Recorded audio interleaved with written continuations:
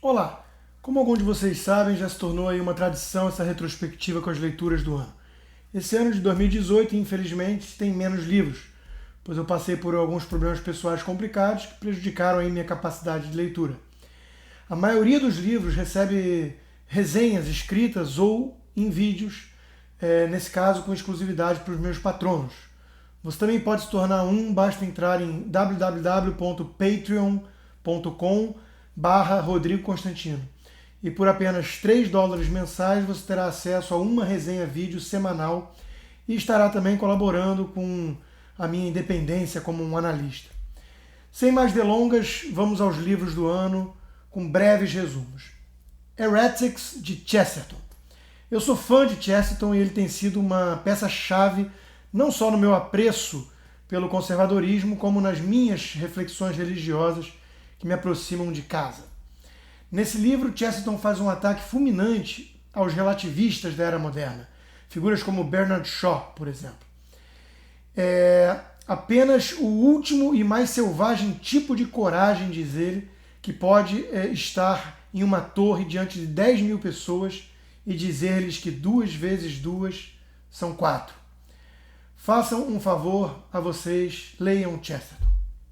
The Long Goodbye e The Big Sleep, 2 leituras seguidas de Raymond Chandler. Obrigado, Martim Vasques da Cunha, por me recomendar Chandler.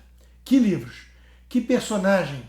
O investigador particular, principal personagem dos 2 livros, é um tipo em extinção, um solitário que flerta com o pecado, que vive no submundo, mas que preserva aquilo que nos torna humanos, e no melhor sentido do termo. Ele tem valores. Fora isso, as histórias são ótimas, a trama prende do começo ao fim, é entretenimento da melhor qualidade. 12 Rules for Life, Jordan Peterson. Bom, foi um dos grandes livros que eu li, né? Não só no ano, mas na minha vida. Eu tornei-me um fã de Peterson, eu e a torcida do Flamengo. Mas ele realmente se destaca como um dos pensadores mais argutos da atualidade. Nesse livro, ele mastiga conceitos que estão presentes em sua obra mais densa, Maps of Meaning, e quase os transforma em autoajuda, né? Mas está longe de ser isso. É um chamado ao resgate de valores, a masculinidade, a coragem, ao enfrentar a condição humana. Os vídeos e o livro do Peterson têm feito tanto sucesso justamente porque tocam na ferida. Eles falam aos jovens em busca de algum sentido para suas vidas, de uma estrutura mais ordenada em meio ao caos produzido pelo Vale Tudo atual. Essa libertinagem hedonista, mascarada de liberdade, gera angústia e vazio. E Peterson tenta colocar um pouco de ordem na bagunça. A busca por um equilíbrio entre a ordem e o caos é, inclusive, um dos grandes temas desse livro. O vácuo será logo preenchido. E ninguém pode viver sem uma bússola moral. Até mesmo os relativistas acabam usando uma, ainda que de forma inconsistente. Por trás do discurso de tolerância e de não julgamento, muitos mascaram o seu próprio ódio, seus preconceitos, enquanto posam de virtuosos nas redes sociais em busca de likes, de aprovação, de aplausos. Na prática, flertam com o destrutivo niilismo, com o desespero do vazio, aderindo a ideologias radicais que supostamente tampam o buraco. Há muito mais no livro e eu recomendo a leitura na íntegra, vale a pena. Em tempos de infantilização geral, com tantos adultescentes por aí, né, e com a perversa ideologia de gênero, repetindo que homem e mulher são construções sociais, é um bálsamo travar uma conversa com um pensador sério e adulto. Rape Culture Hysteria, de Wendy McCrory.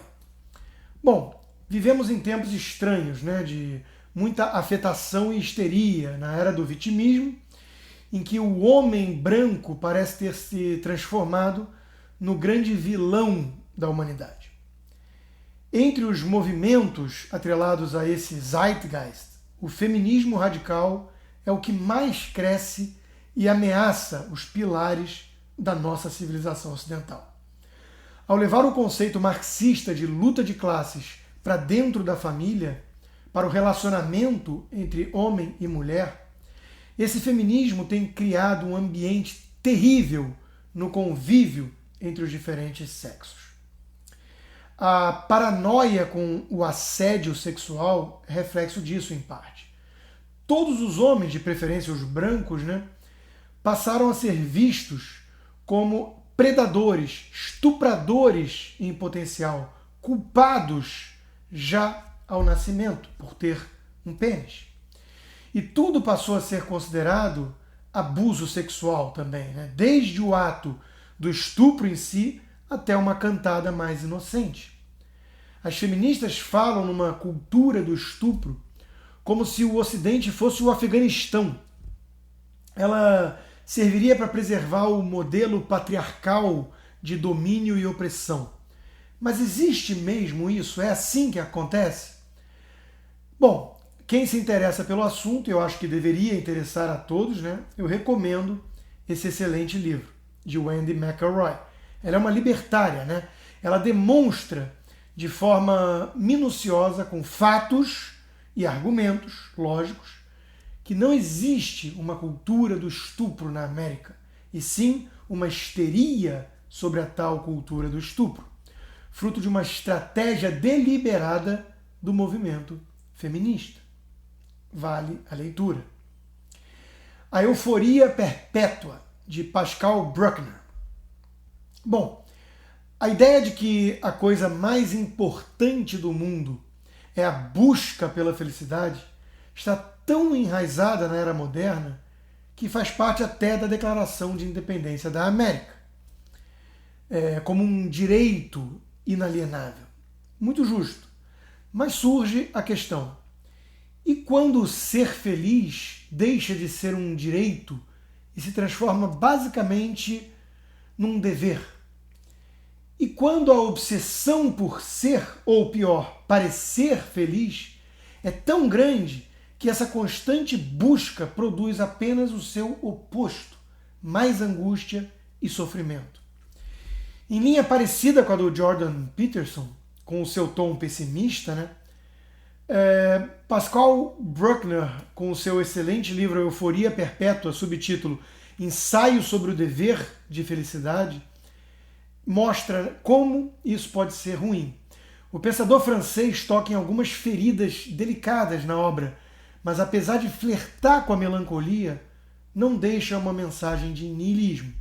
Ao contrário, é justamente essa sensação de que precisamos ser felizes o tempo todo e que isso está logo ali, ao nosso alcance, que estaria produzindo tanta angústia, tanto consumo de antidepressivos ou drogas ilícitas. Toda essa suposta libertação, desde a década de 1960, produziu uma massa de sofredores hedonistas, despreparados para o sofrimento, incapazes de amadurecer. Talvez fosse melhor resgatar um pouco da sabedoria dos antigos e não levar a sério demais essa tal busca pela felicidade. Quem sabe assim, quando ela nos der o ar de sua graça, em algumas ocasiões, possamos realmente apreciar a dádiva que é a vida. God, Freedom and Evil, de Alvin Plantinga. Bom, esse é um livro difícil de ler, já que o autor tenta provar a viabilidade da existência de Deus, mesmo com o mal habitando o mundo. E o faz por meio de cansativas deduções lógicas e fórmulas, às vezes. Tem um argumento essencial convincente, porém. Não podemos negar a existência de Deus só porque há coisas ruins na existência humana. Um mundo contendo criaturas que são significativamente livres, diz ele, e que executam livremente mais bem do que as más ações, é mais valioso sendo tudo o mais igual, do que um mundo que não contém criaturas livres. Ou seja, o livre-arbítrio é a grande dádiva, o presente que Deus concedeu aos homens, e isso implica em aceitar a maldade. Para criar criaturas capazes de bem moral, portanto, diz o autor, ele, Deus, deve criar criaturas capazes de mal moral. E ele não pode dar a essas criaturas a liberdade de realizar o mal e, ao mesmo tempo, impedi-las de fazê-lo. Ele vai sempre pela lógica, mostrando a possibilidade de um mundo com Deus e mal. É interessante, mas pesado. George Washington, the Founding Father, Paul Johnson. Bom, o historiador Paul Johnson tem escrito essas pequenas biografias de grandes homens, né? E essa de Washington, o primeiro presidente americano, é muito boa. A personalidade do principal líder da Revolução Americana era um tanto conservadora e prudente, e a sua grande ambição era não ser visto como alguém ambicioso. Para Johnson, o primeiro fato importante é que Washington era de ascendência inglesa impecável e veio da classe que ele mais admirava, a nobreza independente que possuía terras. É importante entender que Washington se via como parte de uma classe dominante que cuidava dos próprios negócios desde tempos imemoriais, sempre, né? Como dizem os ingleses, e qualquer mudança de fora imposta era tida como uma usurpação. Resistir era então um dever moral, assim como um alto interesse evidente. Washington não era extremamente culto ou erudito, e John Adams ou Thomas Jefferson chegaram a considerá-lo pouco instruído. Mas ele acumulou mais de 700 livros em sua biblioteca, lidos e com anotações. Esse era o não instruído dos Founding Fathers. E a sua educação formal era bastante prática, né? Mas bem assimilada. Como ele tinha o hábito de guardar todas as correspondências e diários, trata-se de um dos personagens históricos sobre quem mais se conhece. E o que emerge é admirável. Como o primeiro presidente americano, em parte por pressão dos compatriotas, né, podia ter sido rei se quisesse, Washington fez uma gestão apartidária voltada para os interesses nacionais. Seus maiores méritos estiveram ligados à ratificação da Constituição pelos Estados, assim como o Bill of Rights, que garante direitos individuais contra o próprio Estado. Uma América livre, forte e próspera se tornava ali uma realidade. E muito se deveu, sim, ao caráter e à liderança de uma figura como George Washington. Ao ler a sua história, não parece absurdo o velho e saudosista Brocardo. Não se fazem mais homens como antigamente. Ensaios, livro 1 de Michel de Montaigne. Finalmente eu parei de ler excertos isolados de Montaigne, né, e comecei a sua obra de forma mais sistemática. Ler os ensaios é entrar em contato com uma mente brilhante e com honestidade intelectual, já que Montaigne escreveu para si mesmo suas reflexões e não para serem publicadas. São muitos tópicos distintos, mas o que os liga, o elo comum, é o caráter moderado do autor. Em 2018, seu nascimento completou 485 anos.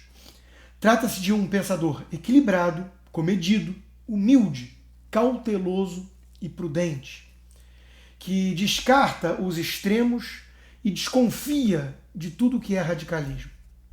No caso dos apetites carnais e da própria filosofia, a sua resposta é moderação.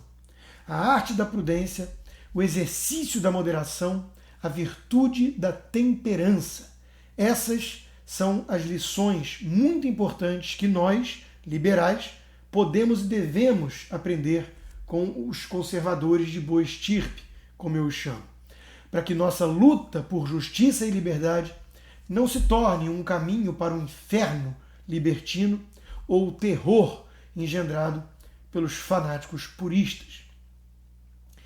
Todo o problema do mundo é que os tolos e fanáticos estão sempre tão certos de si, mas os mais sábios estão cheios de dúvidas, disse Bertrand Russell.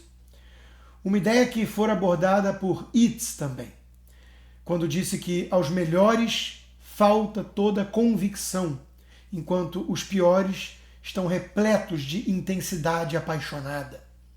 Ambos já tinham sido antecipados por Montaigne séculos antes. Where We Are, Roger Scruton, Sir Roger Scruton. Não são poucos os poemas e as músicas que falam do sentimento de pertencer a um lar ou da saudade de casa. A busca por essa sensação de familiaridade, conforto e segurança existentes somente quando estamos em casa parece ser algo atávico a nós seres humanos. Se exagerado, pode levar a um tribalismo perigoso, a um nacionalismo xenófobo. Em doses certas, porém, produz um patriotismo saudável. Scruton, filósofo conservador britânico, defende nesse seu novo livro, esse valor patriótico, o amor pelo lar, que ele chama de oikofilia, do grego, tomando como base o caso específico do Reino Unido e o Brexit, aprovado em plebiscito e ainda não executado. Muitos na imprensa repetiram que a escolha pela saída da União Europeia foi tomada pelos mais pobres e ignorantes, com medo da globalização. Não deixa de ser interessante ver que um dos mais inteligentes e preparados pensadores da atualidade se colocou do lado desses alienados, entre aspas. A questão central do seu argumento gira justamente em torno da soberania nacional. Para muitas pessoas comuns, as redes de contato pessoal, os relacionamentos nas vizinhanças, a decisão de quem nos governa e de onde, são todos aspectos cruciais e urgentes. Para essas pessoas, algo estava em risco, que foi ignorado pelos políticos e que era muito mais relevante do que argumentos econômicos ou mesmo geopolíticos. Era uma questão de identidade. Quem somos, onde estamos e o que nos mantém unidos em torno de uma ordem política comum. Membros de tribos se veem como uma família, diz Scruton. Membros de comunidades de credo se veem como fiéis. Membros de nações se veem como vizinhos. E quando os fiéis colocam a sua lealdade fora da vizinhança, os interesses podem entrar em um conflito irremediável. Se a lealdade do muçulmano britânico está com Allah, por exemplo, e não na comunidade local em que ele vive, ele dificilmente irá se tornar um bom cidadão que respeita as leis locais, um vizinho que compartilha daquela mesma sensação de que estamos todos no mesmo barco. E, como diria Chesterton, mareados. Mussolini's Intellectuals, de James Gregor. Bom, falar em fascismo hoje em dia é complicado, pois tudo que não é socialismo virou fascismo na boca dos socialistas. Como o Churchill já tinha alertado, os fascistas do futuro, hoje, chamarão a si mesmos de antifascistas. E o futuro chegou. Além disso, qualquer grupo violento, agressivo, como até mesmo uma torcida organizada de futebol, é chamada de fascista. Mas o que é o fascismo? Qual a sua origem? É o que tenta responder o James Gregor nesse livro, Mussolini's Intellectuals. Fundamental para quem se interessa pelo assunto. Ele mergulha nas ideias dos principais nomes por trás do fenômeno que surgiu na Itália naquele começo do século XX. para mostrar que havia uma coerência ideológica por trás da coisa, que não se tratou apenas de brutamontes distribuindo pauladas, mas de pensadores, alguns renomados, construindo uma ideologia totalitária com resultados perversos. A primeira coisa que chama a atenção, né, é que quase todos os líderes intelectuais do fascismo, que são ignorados por todos que falam de fascismo, eram marxistas. Houve uma conversão, em muitos casos, após a Primeira Guerra Mundial, quando esses pensadores perceberam que o conceito universal de classe não era suficiente para atrair o proletário para a luta, uma vez que o apego à nação falava mais alto. O fascismo trocaria então classe por nação, mas manteria inúmeros aspectos e outras características do marxismo, a começar por seu coletivismo, que ignora a existência do indivíduo, tratado como um meio sacrificável para esse bem geral. Para qualquer um que soubesse alguma coisa sobre Mussolini, estava claro que havia muito pouco que fosse conservador, liberal ou politicamente democrático em suas convicções mais fundamentais, afirma Gregor. Diante disso tudo, resta evidente que quando um socialista acusa um liberal de fascista, ele está seguindo a tática do tio Lenin, de atacar os outros diante de um espelho. The knife went in, a faca entrou, Theodore Dalrymple. Bom, ler Dalrymple é sempre um grande prazer. Não por acaso já li mais de 10 livros do autor, com quem estive, inclusive nesse ano, em Porto Alegre, no Fórum da Liberdade, com a honra de fazer as perguntas durante um painel e ouvir as respostas. O foco era justamente esse seu novo livro, E a Faca Entrou, lançado pela Realizações. Dalrymple, com o seu estilo elegante, mergulha nas memórias de seus vários anos como médico prisional, além de testemunha nos tribunais, normalmente de regiões pobres em Londres. Ele fala, portanto, com autoridade sobre crime. E a marca registrada das suas análises é justamente a constante tentativa de evasão de responsabilidade por parte dos criminosos. Segundo seus relatos, a coisa mais comum que ele ouvia era que a faca entrou, como se o objeto inanimado tivesse volição independente e capacidade de ação própria, não o indivíduo. Invertendo ali a causalidade. É como se a faca tivesse pego a mão do sujeito e a dirigido ao encontro do alvo, não o contrário. Não escolhemos tudo que se passa ao nosso redor, eu sou testemunha disso, mas escolhemos, em parte, como reagir a essas contingências do destino. E o nosso fracasso deve ser sempre uma lição. Uns ficam paralisados diante dos próprios erros e logo partem para as tradicionais desculpas, jogando o problema para fora de si. Outros assumem a rédea da própria vida, entendem que os erros devem ser enfrentados, assimilados e transformados em valiosas lições, para jamais se repetirem. Liberdade só pode andar junto com responsabilidade. Quem foge desta se afasta daquela. E depois reclama: doutor, a faca entrou. Levanta e anda, de Roberto Motta. Bom, eu sou suspeito, escrevi o prefácio do livro. Um grito de desabafo de um patriota. Uma análise embasada da sociologia brasileira. Um estudo sobre as causas da criminalidade e como combatê-la. Um manual para a ação política prática. Uma sólida teoria sobre cultura. O livro é tudo isso. Roberto Motta conseguiu reunir ensaios que parecem isolados, mas que se comunicam e formam um traço, um elo comum.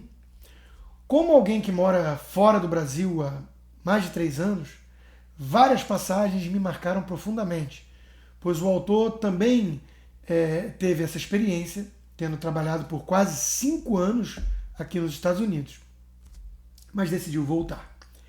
Viver no arpoador, que ele adora, preservar o seu estilo de vida de carioca descolado, praiano, mas sem desistir da luta pela transformação de seu bairro, cidade e país. Mais ou menos nessa ordem. Como um bom liberal que acredita no princípio de subsidiariedade deveria fazer. É isso que o Motta oferece aos seus leitores. Um arcabouço teórico com base em grandes pensadores e um manual pragmático de como lutar na arena política para colocar essas teorias em prática. Trata-se de uma rica combinação e com um bom senso que, infelizmente, tanta falta faz ao nosso país. Churchill e Orwell, The Fight for Freedom, de Thomas Ricks. Um foi tido como um fanfarrão pouco confiável no mundo da política britânica, até ter a oportunidade de se tornar protagonista como primeiro-ministro no embate de vida ou morte contra Hitler e os nazistas, tornando-se então o maior estadista do século XX. O outro era um escritor meio apagado, com alguns textos e livros de razoável repercussão, até retratar com perfeição o modelo totalitário comunista que ameaçava as mais básicas liberdades individuais, tornando-se um dos autores mais influentes do século XX. As vidas de Winston Churchill e George Orwell suscitam inúmeras biografias e filmes. Quando ambos são retratados em paralelo por um jornalista premiado, o resultado é esse que eu considero imperdível, Churchill e Orwell. Tanto Churchill como Orwell se viram no epicentro dos acontecimentos mais marcantes da história, quando os regimes totalitários colocaram em xeque a sobrevivência da democracia liberal do Ocidente. Em tempos de desespero, quando tudo parecia perdido, Churchill e Orwell não abaixaram as suas cabeças. Ao contrário, assumiram o fardo de enfrentar o inimigo de peito aberto, com clareza moral e realismo, e com enormes custos pessoais. Contribuíram para a vitória da democracia liberal, principal legado da civilização ocidental. Não é pouca coisa. The Populist Explosion, de John Judis. É uma recomendação do João Pereira Coutinho e a gente acata sem pestanejar sempre. Esse livro é interessante, não é dos melhores, mas é interessante, por mostrar a ascensão de um populismo como resposta à crise das democracias ocidentais e de representatividade na era das redes sociais também. Mas traça um histórico do populismo americano. E aí está a sua maior utilidade. A esquerda e a direita. E como serve para atacar características do Trump, atual presidente, foi bem recebido por parte da esquerda. Mas é um livro imparcial que detona o populismo de forma geral. É uma leitura boa, razoável. Gift from the Sea, Presente do Mar, de Anne Morrow Lindbergh. São belas reflexões de uma mulher de meia idade, escritas há meio século. A autora tenta se equilibrar entre suas diferentes funções, mulher de uma figura pública, Charles Lindbergh, mãe de 5, aviadora, além de escritora. Podemos imaginar que suas tarefas eram mesmo hercúleas. O livro mostra com delicadeza os desafios da mulher moderna, sem cair na conversa fiada do feminismo radical. Ao contrário, ela admite que na tentativa de se emancipar, de se provar igual aos homens, a mulher foi levada a competir com o homem em suas atividades externas, negligenciando suas fontes interiores. Para Anne, a mulher deve ser como o eixo da roda, que permite com sua força estável que o mundo continue a girar. Sem essa característica, ela acha que a família, a sociedade, talvez a própria civilização correm perigo. Difícil discordar quando vemos tantas famílias desestruturadas hoje em dia como reflexo das ideias lá dos anos 60. A mãe que normalmente traz mais doçura e amor para dentro de casa, que representa a estabilidade do lar, que garante a estrutura familiar. O pai é a lei, o limite, a ordem. Houve uma época em que se entendia, no Ocidente ao menos, a importância dessa distinção, combinação e complementariedade. Será que ainda dá tempo para se lembrar que mãe é mãe, figura essencial para a sobrevivência da nossa civilização? The Myth of the Andalusian Paradise, Darío Fernández Moreira. Na era do politicamente correto e da marcha das minorias oprimidas, né, e também dos petrodólares árabes, virou lugar comum, mesmo no meio acadêmico, repetir que houve um tempo em que cristãos, judeus e muçulmanos viviam em paz e harmonia. E foi justamente, coincidência, quando o controle pertencia ao Islã. Esse paraíso pacifista teria ocorrido em Andaluzia, quando os seguidores do profeta Maomé conquistaram o poder e governaram por séculos, né, antes da reconquista cristã. Mas será que isso é mito ou é verdade?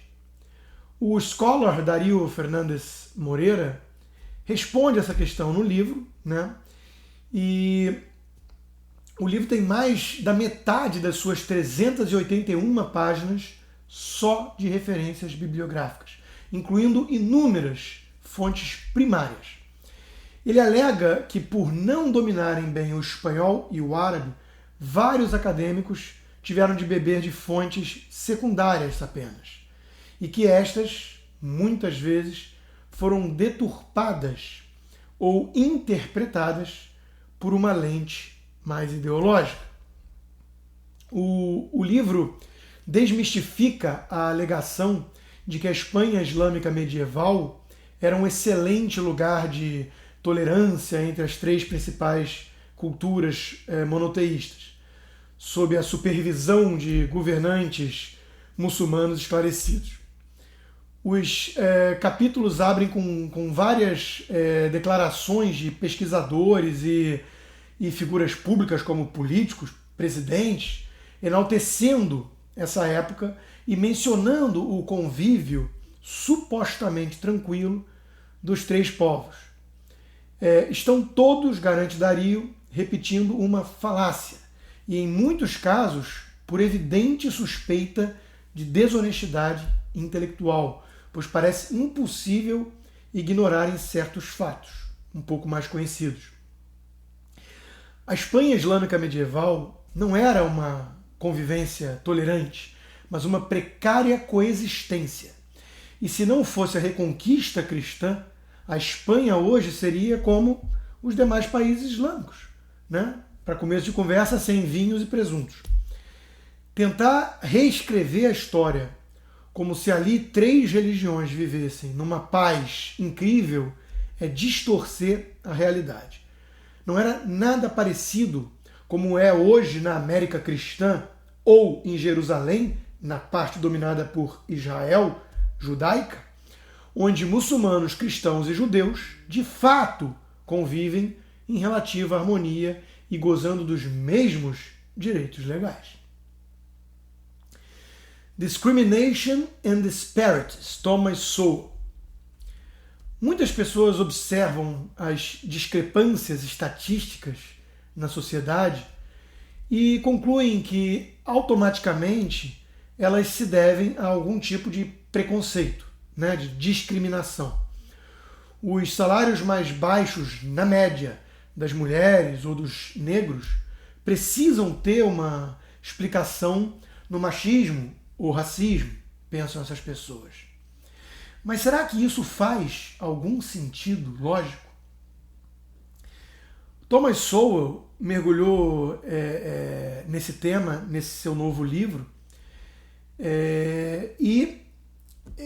como de praxe, né, ele traz bons argumentos sólidos, lógica de raciocínio e dados concretos para o debate. Ou seja, ele não fala a quem quer só repetir slogans ou monopolizar as virtudes em busca de uma sensação artificial de superioridade moral, né, os posers. Ele fala a quem quer pensar. O autor desperta a fúria dos líderes de movimentos de minorias justamente por isso. Ao focar na busca da verdade, descarta o sensacionalismo. O fato de ser negro é um agravante, pois anula a possibilidade de rejeitar os seus pontos com base na acusação de racismo. O livro é dedicado a outro liberal negro, o professor Walter Williams, que também tem um livro desmontando a falácia do racismo como bode expiatório para desigualdades e mostrando que o livre mercado, o capitalismo, é o melhor amigo das minorias, dos negros e também dos brancos, das mulheres, dos gays, dos altos, dos baixos, de todos. É uma leitura imperdível para refutar de vez essas falácias dos igualitários, em especial das feministas, que usam o hiato, o gap de salário na média, como prova, entre aspas, de preconceito machista no mercado de trabalho. Balela, isso não existe. Amor para Corajosos, Espiritualidade para Corajosos, 2 livros de Luiz Felipe Pondé. Essa série de livros para corajosos é muito boa, na minha opinião. Eu gosto do estilo do Pondé, penso parecido com ele em muitos aspectos e sempre aprendo muito com as suas reflexões e com a sua imensa bagagem cultural. Pode parecer coisa de autoajuda, principalmente pelo título, mas é o oposto. Toca na ferida narcísica do homem, apresenta uma visão de mundo que chega a flertar com o niilismo e a melancolia, bem ao estilo do filósofo, mas termina com uma mensagem de esperança. Desde que tenhamos a coragem de amadurecer, de encarar o vazio, a falta de sentido muitas vezes, a finitude, as doenças, o inevitável sofrimento na condição humana. Eu leio tudo do Pondé e recomendo que façam o mesmo. Sapiens, A Brief History of Humankind, Yuval Noah Harari. Fizemos um podcast inteiro de ideias, do podcast Ideias na Gazeta, só sobre ele, e eu recomendo aos interessados no assunto de evolução, imortalidade, ciência ou cientificismo como nossa tábua de salvação, né, que escutem o bate-papo. O Martim Vasques da Cunha participou e, modéstias favas, acho que foi bastante produtivo, enriquecedor o bate-papo, inclusive para detonar esse guru aí da elite progressista, em especial dos gêniozinhos do Vale do Silício. Let There Be Water, Seth Siegel. Muitos consideram que a escassez de água será o grande problema desse século. Secas que impõem racionamento em seu consumo não são coisas apenas do sertão brasileiro, mas também de locais ricos, como a Califórnia. Como cerca de 70% do uso da água vai para a agricultura, isso pode significar alta no preço dos alimentos, algo temerário quando pensamos na imensa quantidade de miseráveis ainda existentes no mundo. O que fazer? Como garantir um suprimento mais estável desse fundamental recurso que tomamos como garantido na natureza? Em Let There Be Water, Siegel conta a fascinante história de como Israel, um pequeno país cercado de deserto árido, conseguiu atingir uma condição de excesso de água, a ponto de permitir sua exportação por meio de uma farta agricultura. O livro foi best-seller no New York Times e foi recebido com muita empolgação por inúmeros políticos e cientistas. Michael Bloomberg, por exemplo, considerou leitura essencial, e nomes que vão da esquerda à direita, como Tony Blair ou George Bush, recomendaram o livro e reconheceram a sua importância para o debate sobre o assunto. Não é para menos, né? O livro conta como, no meio desse deserto do Oriente Médio e numa das regiões mais secas do planeta, Israel foi capaz de inovar no setor, trazer tecnologia, né, conquistando não só autonomia, como excedente de água. A receita que surge por meio desse relato, repleto de casos interessantes, né, não se encaixa em ideologias puristas, maniqueístas, e não vai agradar nem os fundamentalistas de mercado de um lado, nem os estatizantes do outro. O que importa para os israelenses é o resultado, e isso eles conseguiram com bastante pragmatismo. Agradeça aos agrotóxicos por estar vivo. Nicolas Vital. Quando se deixa de acreditar em Deus, passa-se a acreditar em qualquer coisa, disse Chesterton. Não deixa de ser irônico ver como a esquerda secular e progressista, entre aspas, trata os conservadores religiosos como obscurantistas aprisionados na idade das trevas e julga falar em nome da ciência, enquanto mergulha de cabeça nas seitas mais estranhas e bizarras que existem. A histeria com o aquecimento global, já modificado para o vago termo mudanças climáticas, a ideologia de gênero, negação das diferenças biológicas entre homem e mulher, a repulsa aos alimentos transgênicos e o endeusamento dos alimentos orgânicos comprovam. Foi a própria esquerda que virou as costas para a ciência. O tema desse livro, né, é o último caso, com base em estudos e muita pesquisa investigativa,